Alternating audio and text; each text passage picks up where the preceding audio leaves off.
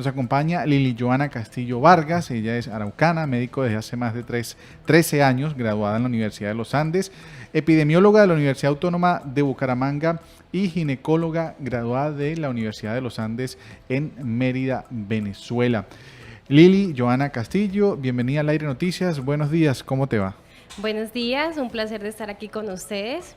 Hoy vamos a abordar un tema bien interesante que nos atañe a todos, a toda la comunidad internacional, porque no solamente es a los araucanos, sino a nivel internacional un tema bastante importante.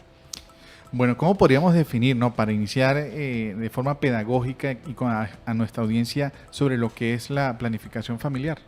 Pues la planificación familiar sencillamente es establecer un proyecto de vida, decidir en qué momento yo deseo tener un hijo y por medio de la planificación es programarme para ese momento. Si yo en ese momento no deseo tener hijos, pues sencillamente puedo utilizar un método anticonceptivo que evite un embarazo no deseado.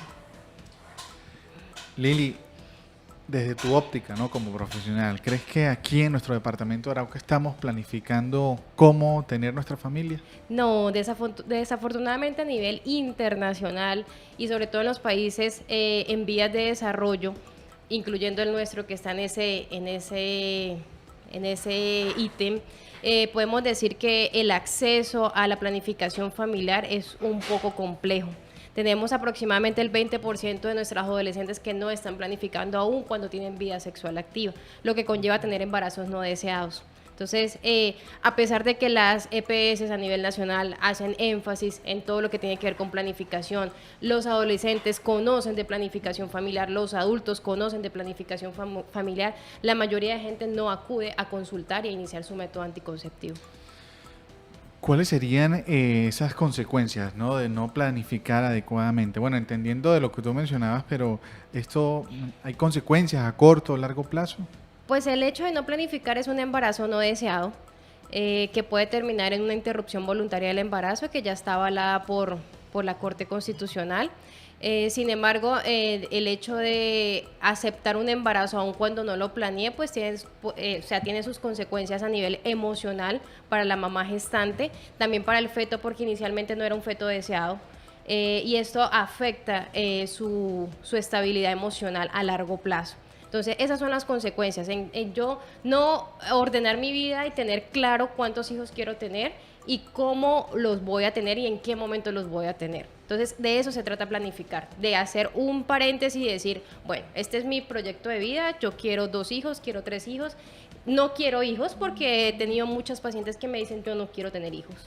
Entonces para eso se planifica y hay muchos métodos de anticonceptivos, muchísimos, que ahorita más adelante vamos a hablar de ello. Y que esa decisión no solamente queda de parte de quien pues da a luz, ¿no? Sino también de un padre. Sí, definitivamente no es una responsabilidad exclusiva de la mujer.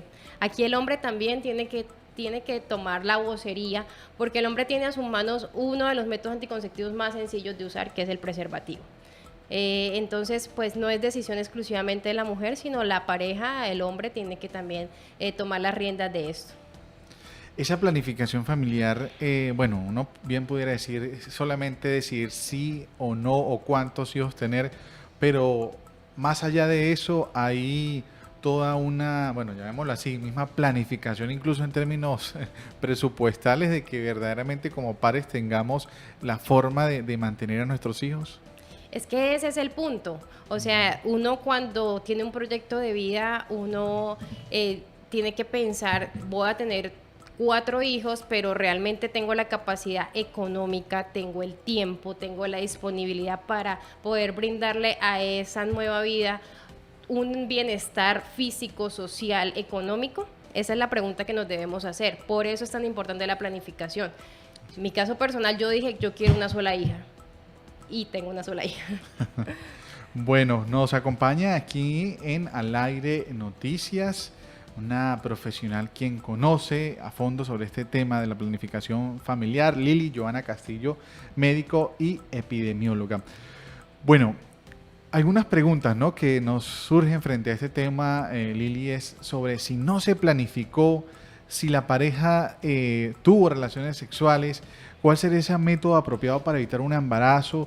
¿O qué hacer en un caso pues que lo pone a uno ahí en esa situación?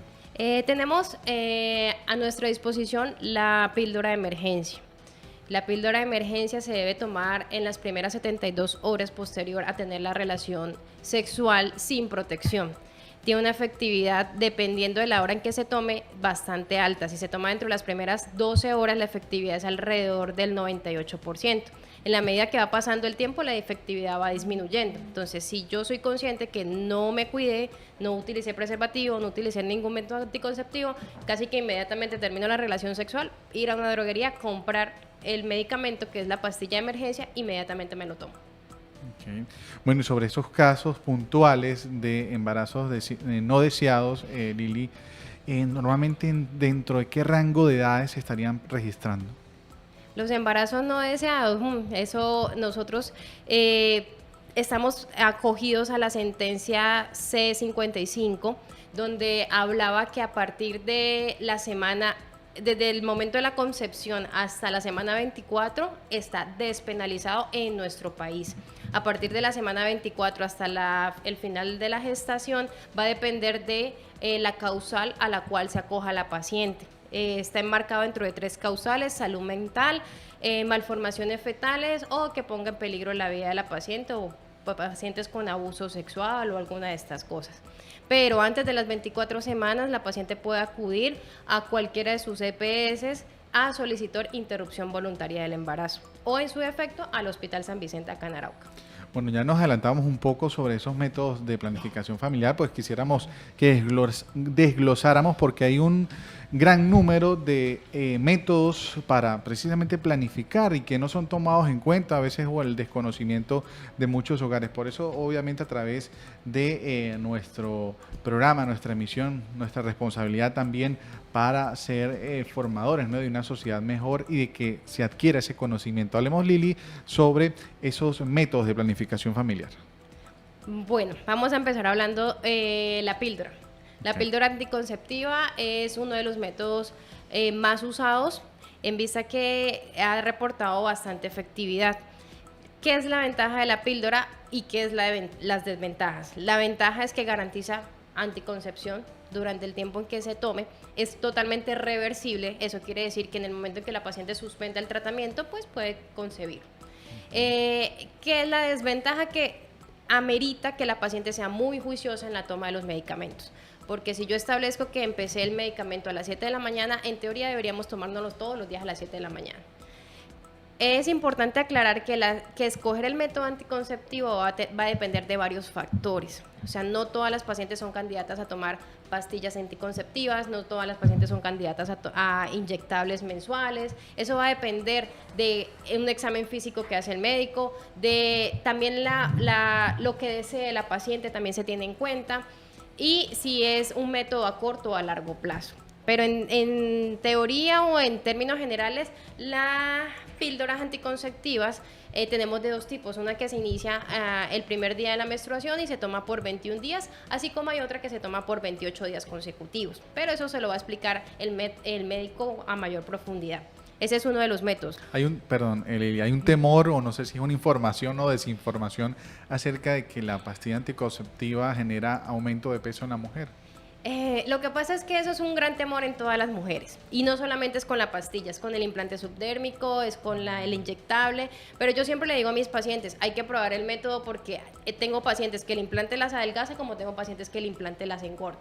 Entonces hay que probar, cada paciente es individual, cada paciente tiene factores de riesgo diferentes, cada paciente tiene un metabolismo diferente. Entonces escogemos el que más se adapte y vamos examinando, vamos probando a ver cuál es el que mejor le cae. Generalmente la paciente inicia con un método anticonceptivo y casi siempre le va súper bien con ese. Muy pocas pacientes hemos tenido que cambiarlo por cosas como esa. No, es que me engorda mucho.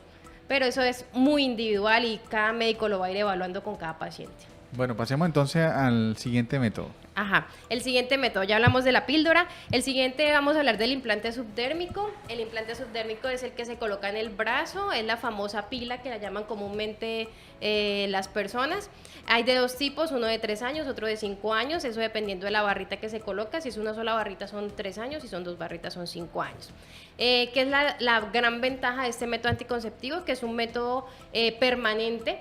La paciente no tiene que estarse preocupando de que se me olvidó, que me la tengo que aplicar, que no, sencillamente está ahí y él se va liberando la hormona lentamente todos los días y eso va a impedir que ocurra la ovulación.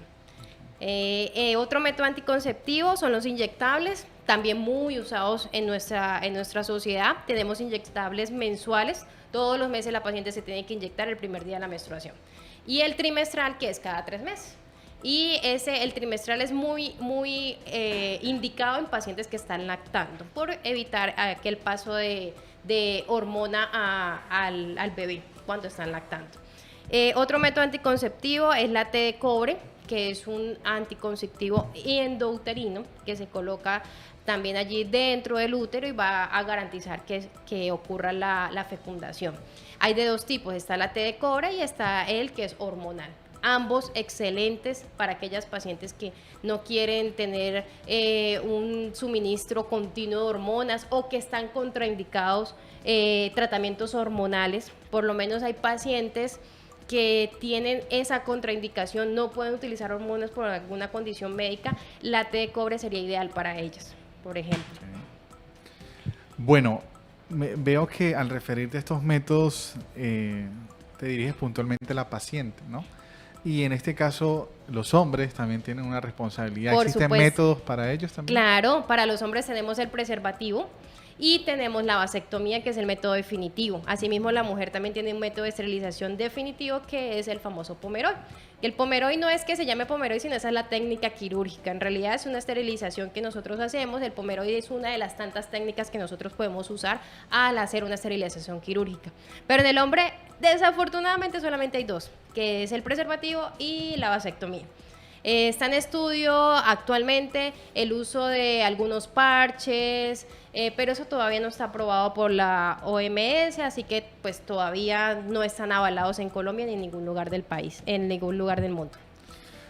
Lili, ¿te has encontrado en casos, ¿no? A la hora de una consulta, no solamente de una mujer que quiera ser madre, sino de un hombre y mujer, en donde hayan posiciones encontradas, ¿no? Por ejemplo, que yo quiero tener 2 hijos, o yo quiero tener solo uno, o no quiero usar tal método, yo quiero usar tal.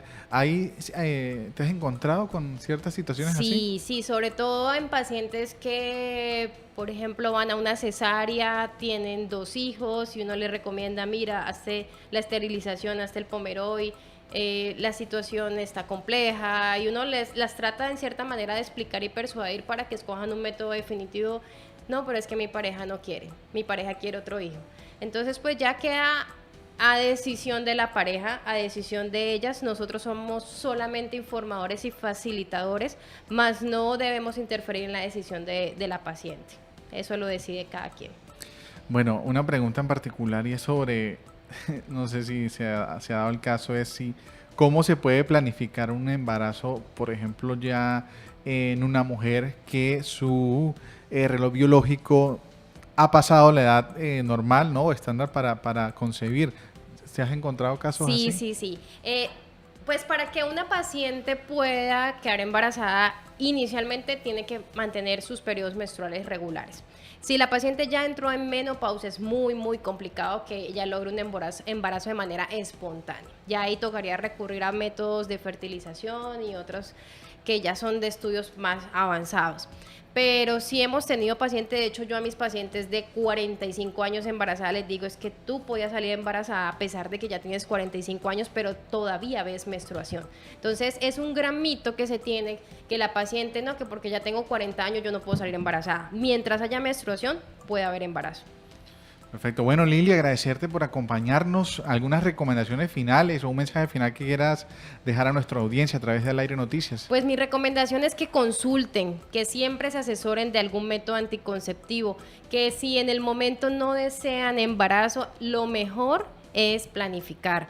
El hecho de que tengamos a nuestra disponibilidad la interrupción voluntaria del embarazo y que ya esté despenalizada, eso a largo plazo pues trae sus consecuencias, porque es un método que uno lo puede usar una vez, pero no debe convertirse en un método anticonceptivo. El llamado es para que acudan, que pidan asesoría, que junto al médico o a la enfermera vamos a escoger el mejor método para cada paciente. Y un llamado también muy especial para los hombres, para que siempre carguen un preservativo porque uno nunca sabe. Bueno, Lili, agradecidos por acompañarnos. Estamos atentos, obviamente, como medio de comunicación a estos temas de salud y que tanto requiere nuestra sociedad el día de hoy. Muchas gracias por acompañarnos. Bueno, muchas gracias a ustedes. Sigue los principales acontecimientos en www.alairenoticias.com, en Facebook y YouTube como Al Aire Noticias Col. Al Aire Noticias, un espacio informativo de opinión, entrevistas y actualidad. Al Aire Noticias, al aire.